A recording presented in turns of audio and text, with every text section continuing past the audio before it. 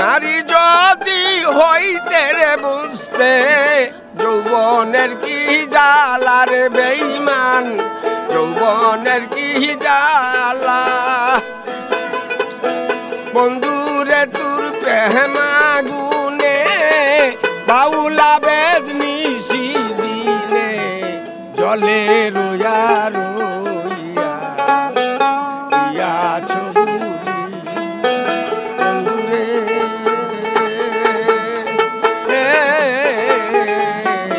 ইরিতি শিখাইয়া ইয়া ছবুরি আরে বেঈমান ইয়া ছবুরি।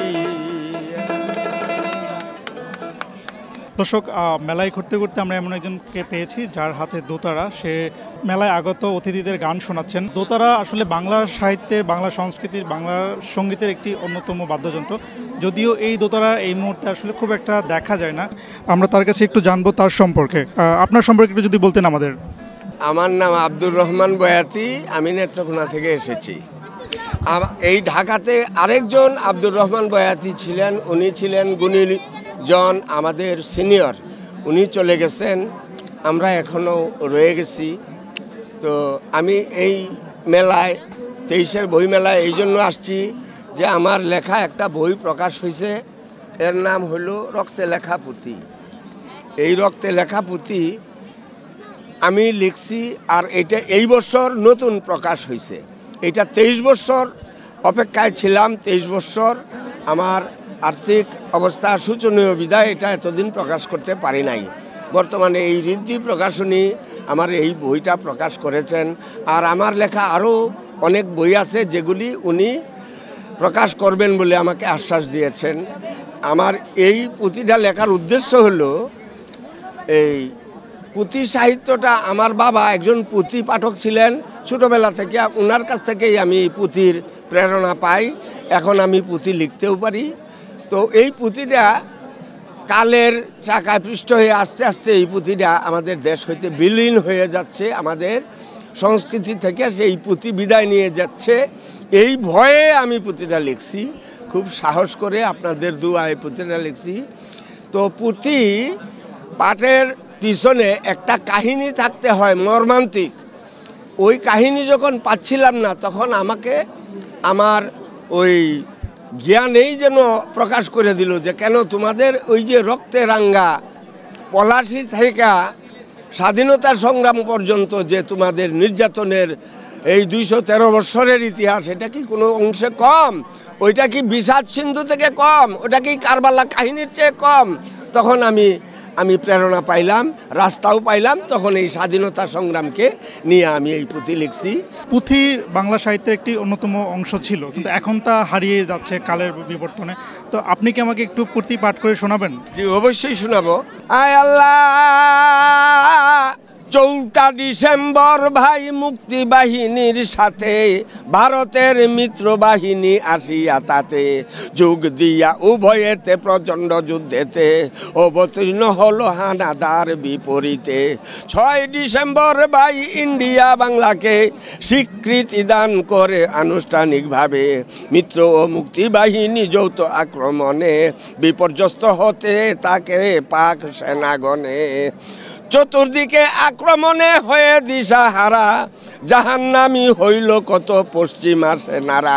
শহীদ হইল কত বঙ্গজ সন্তান, বহু রক্ত বহু মান দিয়া বহু প্রাণ। পরিশেষে জেনারেল নিয়াজি তাহার সেনা সৈন্য নিয়া 93,000 আত্মসমর্পণ করে আমাদের কাছে নববিরোচন পূর্ণ উদিত হইয়াছে। চমৎকার, চমৎকার। আমি একটু জানতে চাই, আপনার হাতে যে যন্ত্রটা আছে দোতারা, আমি একটু দোতারাটা নিয়ে একটু জানতে চাই। বাংলার লোকসঙ্গীত থেকে দোতারাটা হারিয়ে যাচ্ছে দিন দিন। তো আসলে দোতারাটা আপনি কবে থেকে শিখছেন, বা দোতারাটা নিয়ে একটু জানতে চাই। দোতারাটা যখন নাকি মুক্তিযুদ্ধ আরম্ভ হইল, এর আগে আমি একতারা দেয়া বাজারে বাজারে গান গায়া, আমার স্বরচিত গান গাইয়া মুক্তিযোদ্ধাদেরকে উদ্বুদ্ধ করতাম দেশের জন্য, মুক্তিযুদ্ধ করার জন্য। যখন মুক্তিযুদ্ধ শেষ, তখন আমি অনুভব করলাম যে একতারা যা গাইলে আমার হবে না, আমার গানের সরগম থাকতে হবে। তখন আমি দুতারা আমার উস্তাদের কাছ থেকে শিখি এবং এই দুতারা কেনার আমার পয়সা ছিল না, যে কারণে আমি সব কাজেই পারি মোটামুটি। তখন এই দুতারাটা আমি নিজ হাতে তৈরি করছি। 50 থেকে 60টার মতো দুতারা আমি তৈরি করে বিক্রিও করছি, আমাদের বাউল ভাইদেরকেও দিছি। আমি এখন এই দুতারা নিজে বাজাই এবং তৈরিও করি। দোতারাটা দিন দিন হারিয়ে যাওয়ার কি কারণ আপনার কাছে মনে হয়? দুতার সঙ্গীত জগৎটা অত্যন্ত কঠিন। এই দুতারাটা শিখতে অন্তত 2-3 বছর সময় লাগে যায়। তা আমাদের খেটে খাওয়া মানুষরা এত সময় দিতে নারাজ। অল্প সময়ের মধ্যে তারা চায় বাউল হয়ে যাইতে। আর যারা নাকি দুতারা প্রেমিক, এরা 2 বছর আর 3 বছর ভাবে না, ওরা যত দিনেই লাগে তাদের দুতারা শিখতেই হবে। এই ভাবে শিল্পীর সংজ্ঞা যখন কমে যায়, তখন ওই বাদ্যযন্ত্রটাও আস্তে আস্তে কমে যায়। সূর্য থেকে যেমন নাকি চন্দ্র কিরণ পায়, আমরাও কিন্তু অল্প কিছু যাও পাইছি, তা আমাদের উস্তাদের কাছ থেকে পাইছি।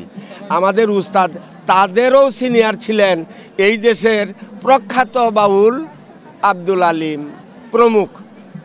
তে আমি এখানে আপনাদেরকে আব্দুল আলিমের একটা গান শুধু মিউজিকটা শোনাইতে চাই।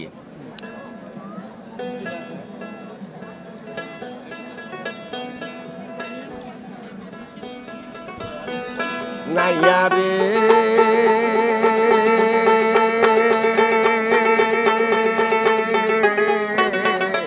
নায়ে বাদাম তুইলা